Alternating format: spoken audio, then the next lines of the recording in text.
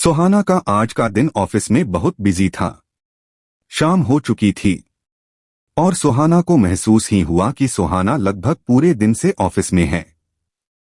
तकरीबन शाम के 6:30 बजे राज सुहाना को फोन किया। राज, हेलो, क्या कर रही हो? तुम्हारा काम हो गया? सुहाना, बस काम खत्म ही करने वाली हूँ। आप फ्री हो गए क्या? राज, हाँ, आज के लिए तो काम हो गया है। बची हुई मीटिंग मेरी कल है, इसलिए मैं बस निकलने के बारे में सोच रहा था। सुहाना, सॉरी, मुझे थोड़ा टाइम लगेगा। आप एक काम कीजिए, आप चले जाइए और घर पहुंचकर रेस्ट करिए। तकरीबन 1 घंटे के बाद ड्राइवर को वापस मुझे लेने के लिए भेज दीजिएगा। राज ने ओके कहकर फोन काट दिया और सुहाना फिर अपने काम में व्यस्त हो गई। उसे महसूस ही नहीं हुआ कि उसने 1 घंटे के बाद गाड़ी बुलवाई थी, पर अब तो उसे काम करते हुए भी 2 घंटे हो चुके हैं। तकरीबन 2 घंटे के बाद सुहाना ने सारे काम की फाइलों को अपने बैग में रखा और ऑफिस के बाहर निकल पड़ी, क्योंकि उसे यकीन था कि गाड़ी बाहर इंतजार कर रही होगी। सुहाना जैसे ही ऑफिस के बाहर निकली, उसने गाड़ी सामने ही खड़ी हुई दिख गई। सुहाना बड़े बड़े कदमों से गाड़ी की और बढ़ी, क्योंकि वह भी काफी थक चुकी थी और सारे दिन से उसने राज को नहीं देखा था। वह राज को देखना चाहती थी, इसलिए बड़े बड़े कदमों से वह गाड़ी की ओर बढ़ रही थी। सुहाना जैसे ही गाड़ी के पास पहुंची और उसने पीछे का दरवाजा खोला तो देखा पीछे किसी पर राज बैठकर उसका इंतजार कर रहा है। राज को उसका इंतजार करता देखकर अहाना ने शिकायती लहजे में कहा, आप यहाँ क्या कर रहे हैं? मैंने आपको कहा था, अब घर जाकर आराम कीजिए। आप 2 घंटे से गाड़ी में बैठकर इंतजार कर रहे हैं। राज, तो क्या हो गया मैडम? आप जैसी खूबसूरत बीवी अगर इंतजार नहीं कर पाएगी तो लोगों से मैं यह कैसे कहूंगा कि मैं अपनी बीवी के नखरे उठाता हूं? सुहाना ने मुस्कुराकर उसके सीने पर प्यार से मारा और बाजू में बैठ गई। सुहाना, पर वाकई में आपको नहीं रुकना चाहिए था। आप घर जाकर आराम करते। राज, मैंने कहा ना, मुझे तुम्हारे लिए इंतजार करना अच्छा लगता है। वैसे मुझे एक बात बताओ, तुम तो यहाँ आने भी नहीं वाली थी और अब जब आ गई हो तो इतना बिजी हो कि मुझसे भी ज्यादा बिजी रह रही हो। मुझे तो लगा था मैं यहाँ पर अपने काम से आया हूँ और तुम विक्रांत की मदद करन, पर अब तो ऐसा लग रहा है कि मैडम मुझे अपना सेक्रेटरी बनाकर लेकर आई है, जिन्हें सुबह मैं ऑफिस छोड़ता हूँ और शाम को उनके लिए इंतजार करता हूँ। राज की इस प्यार भरी शिकायत पर सुहाना ने शब्दों से जवाब नहीं दिया, बस उसका चेहरा अपने हाथों में लेकर उसे किस कर लिया। सुहाना की इस हरकत पर राज चौंक गया और उसने सुहाना को अपनी बाहों में भर लिया। एक दूसरे की बाहों में आकर दोनों को ऐसा लग रहा था जैसे सारे दिन से उन्हें इसी चीज की कमी थी। बस एक यही एहसास था, जोर पूरे दिन से महसूस नहीं हुआ था। सारा रास्ता सुहाना और राज यूं ही एक दूसरे की बाहों में बैठे रहे। जैसे ही घर पहुंचे, वहां पर नौकर ने डिनर पहले ही तैयार करके रखा था। सुहाना और राज जल्दी से जाकर दोनों फ्रेश हुए और दोनों डिनर टेबल बैठ गए। सुहाना ने जैसे ही खाने के बर्तन को खोला तो देखा कि खाना उसकी पसंद का बना हुआ था। अमेरिका में इंडियन फूड भी सुहाना की पसंद का। इसे देखकर सुहाना खुश हो गई। उसने चमकती हुई आंखों से राज की ओर देखकर कहा, यह सब यहाँ कैसे? राज, मेरा यहाँ का शेफ बहुत अच्छा खाना बनाता है और मैंने ऑफिस से ही उसे रात के डिनर के लिए इंस्ट्रक्शंस दे दिए थे और बता दिया था कि उसे आज खाने में क्या बनाना है। खाना देखकर सुहाना बहुत खुश थी और उसने जल्दी जल्दी खाना परोसना शुरू किया। खाना खाते खाते सुहाना ने राज और सुहाना ने एक दूसरे के दिन के बारे में पूछा। राज का दिन तो ठीक ही गया था। वह अपने ऑफिस के जिस काम के लिए आया था वह काम उसने लगभग आज का काम पूरा कर ही लिया था, पर सुहाना और मिताली के बीच की नोकझोंक राज को कुछ ठीक नहीं लग रही थी। पता नहीं क्यों यह मिताली राज की आंखों में खटक रही थी। राज को मिताली को लेकर कुछ ना कुछ गलत महसूस हो रहा था, इसलिए राज ने सुहाना से कहा, सुहाना, मैं तुम्हारे फैसलों के बीच में बोलना नहीं चाहता और बोलूंगा भी नहीं। बस मैं तुम्हें यह कह रहा हूं कि जो भी फैसला लेना सोच समझ कर लेना, क्योंकि जितना वर्मा ग्रुप के मालिक संयम वर्मा को मैं जानता हूं, वह क्रिमिनल टाइप का इंसान है। अपना काम निकलवाने के लिए किसी भी हद तक जा सकता है। सुहाना: हाँ मैं मानती हूं, पर मेरा उसके साथ में कोई डायरेक्ट झगड़ा या दुश्मनी नहीं है। यह तो सिंपल बिजनेस की बात है। मैं एक बिजनेस डील करने के लिए यहां आई हूं। मुझे अपनी पसंद का कच्चा माल अपने पसंद की कीमत पर जिसके पास मिलेगा मैं उससे ले लूंगी। इसमें इतनी क्या परेशानी होगी? राज: मैं मानता हूं, तुम जो कह रही हूं वह बिल्कुल सही है, और कायदे से एक बिजनेस में ऐसा ही होना भी चाहिए। मतलब सीधा साधा लेन देन, पर बिजनेस में ऐसा नहीं होता। एक कॉन्ट्रैक्ट जाने से कंपनी को कई बारी बहुत लंबा नुकसान होता है, और कई बार कंपनी उसी कॉन्ट्रैक्ट के भरोसे मार्केट से बहुत सारा पैसा उठा चुकी होती है।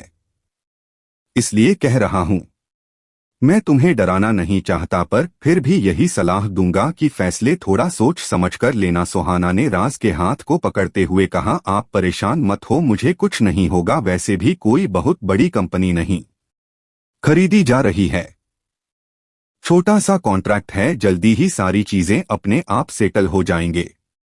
सुहाना के कहने पर राज ने कोई बात कही तो रही थी, पर राज के अब दिमाग में आना की टेंशन आ चुकी थी, क्योंकि जितना वह संयम वर्मा को जानता है उस हिसाब से संयम वर्मा अपनी कंपनी का इतना बड़ा नुकसान कभी भी बर्दाश्त नहीं कर पाएगा। सुहाना आज सुबह थोड़ा जल्दी ही ऑफिस आ गई थी, क्योंकि उसे वर्मा ग्रुप ऑफ कंपनीज और एलेन ग्रुप ऑफ कंपनीज दोनों के मालिकों से मिलना था। जाहिर है, जैसा कि कल सुहाना ने तय किया था, उसने पहले एलन ग्रुप के मालिक को बुलाया था। एलन के मालिक के साथ में आना की मीटिंग अच्छी रही, जिसमें सुहाना ने लगभग सभी चीजों को डिस्कस कर लिया था। कच्चा माल कैसा होगा, कितना होगा, कब कब, किस कीमत पर और कितनी क्वांटिटी में उन्हें मिलेगा। अचानक से शॉर्टेज होने पर क्या एलन ग्रुप उन्हें कच्चा माल और ज्यादा दे पाएगा? यह सारी बातें सुहाना एलेन ग्रुप के मालिक के साथ में डिस्कस कर चुकी थी। सुहाना की मीटिंग अभी खत्म भी नहीं हुई थी कि तभी उसकी रिसेप्शनिस्ट ने आकर बताया कि वर्मा ग्रुप ऑफ कंपनीज के मालिक संयम वर्मा आ गए हैं। सुहाना को इस तरीके से वर्मा का यूं अचानक अपने टाइम से पहले आ जाना बिल्कुल पसंद नहीं आया। सुहाना ने थोड़ा चिढ़ते हुए कहा: उन्हें 10 मिनट इंतजार करने के लिए कहो, तब तक उन्हें चाय कॉफी जो भी पसंद है वह पिलाओ। रिसेप्शनिस्ट वहां से ओके कहकर चली गई, पर सुहाना ने अपनी मीटिंग को जल्दी से खत्म किया। एलन ग्रुप के साथ में सुहाना की मीटिंग में सब कुछ ठीक था, बस एलन ग्रुप शॉर्टेज पर इमीडिएटली रॉ मटेरियल प्रोवाइड नहीं करा पाएगा, यह सबसे बड़ी समस्या थी। खैर, उनके साथ में मीटिंग पूरी करने के बाद में सुहाना ने संयम वर्मा को अपने केबिन में बुलाया। संयम वर्मा हरकतों से बहुत ही लीचड़ और गिरे हुए किस्म का इंसान लग रहा था। सुहाना को भी वह बड़ी अजीब सी नजरों से देख रहा था, पर सुहाना कहाँ असहज होने वालों में से थी। सुहाना ने घूर कर उसे देखा और अपने सामने पड़ी हुई कुर्सी पर बैठने का इशारा किया। सुहाना, मुझे लगता है आप अपनी मीटिंग के समय से थोड़ा पहले आ गए हैं।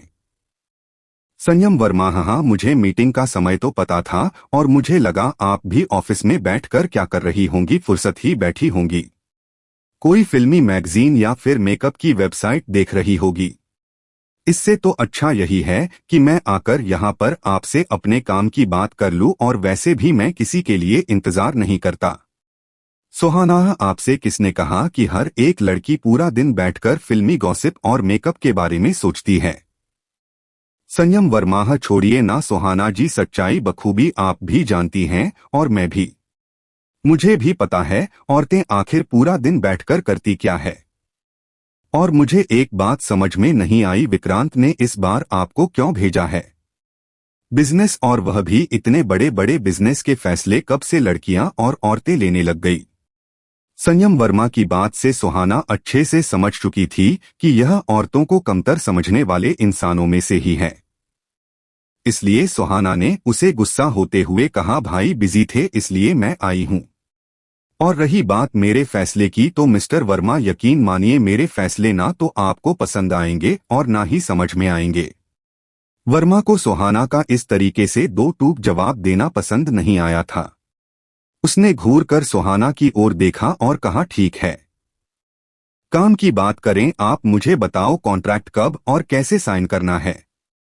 वर्मा की इस बात पर सुहाना ने चिढ़कर कहा, कैसा कॉन्ट्रैक्ट, हमारे बीच में अब तक कोई डिस्कशन नहीं हुआ है और ना ही हमने यह तय किया है कि किन शर्तों पर हम आपस में काम करेंगे। वर्मा, वो क्या करना है वो सब कुछ तो पहले से तय है, मैंने मिताली को सब कुछ भेज दिया था। मेरी उससे सारी बात हो गई थी, मैंने उसे बता दिया था कि मैं किस कीमत पर आपको मटेरियल सप्लाई करूंगा। मिताली के कहने पर ही तो मैं इस कॉन्ट्रैक्ट को लेने के लिए यहां आया हूं। सुहाना, देखिए सर, यह कंपनी ना तो मिताली की है और ना ही इसे मिताली चलाती है। यह कंपनी मेरे पापा की है, मेरा भाई और मैं इसे चलाते हैं, तो फैसले भी हमारे ही होंगे। और जैसा कि आप देख सकते हैं इस वक्त मेरा भाई यहाँ मौजूद नहीं है, तो जो भी फैसले होंगे वह मैं लूंगी, मेरे अलावा कोई नहीं। और रही बात मेरी लड़की होने की, तो लड़की होना मेरी काबिलियत है, मेरी ताकत है, मेरी काबिलियत पर सवालिया निशान नहीं है। बहरहाल आप अपना प्रपोजल भेज दीजिए, अगर मुझे प्रपोजल पसंद आया तो मैं दोबारा आपके ऑफिस में फोन करके आपके साथ मीटिंग फिक्स कर लूंगी, और नहीं तो कोई बात नहीं। मेरे और आपके दोनों के पास काम करने के लिए बहुत लोगों के ऑप्शन है। हालांकि इस बात पर वर्मा ने नाराज होते हुए कहा, कैसा प्रपोजल, कौन सा प्रपोजल, मैं नहीं जानता।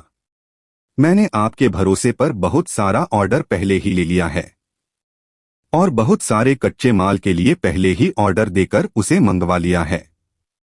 अब यह ऑर्डर और डील तो मुझे ही चाहिए, वरना मेरा बहुत नुकसान हो जाएगा। सुहाना समझ चुकी थी कि अगर उसने वर्मा के साथ में काम किया तो कहीं ऐसा ना हो कि वह फंस जाए, और इसीलिए सुहाना ने वर्मा की बात को काटते हुए कहा, सर, वह मेरी प्रॉब्लम नहीं है। आपने मुझसे बिना पूछे, मेरे बिना अप्रूवल के अगर रो मटेरियल मंगाकर अपने पास रख लिया है तो मुझे पूरा यकीन है कि आपकी इतनी बड़ी कंपनी में आपने उसे कहां सेल करना है या उसका क्या करना है यह सोच लिया होगा, और अगर नहीं तो हम सॉरी, आप एक बहुत ही अच्छे बिजनेसमैन हैं। फिलहाल मुझे कुछ और लोगों से मिलना है, इसलिए बेहतर यही होगा कि आप अपने ऑफिस जाकर मुझे प्रपोजल भेज दे। यह कहकर सुहाना अपने केबिन से उठकर चली गई। वर्मा को सुहाना का एटीट्यूड बिल्कुल भी पसंद नहीं आया था और उसकी बेइज्जती तो उससे बिल्कुल भी हजम नहीं हो रही थी, इसलिए वह पैर भटकता हुआ सुहाना के ऑफिस से निकल गया।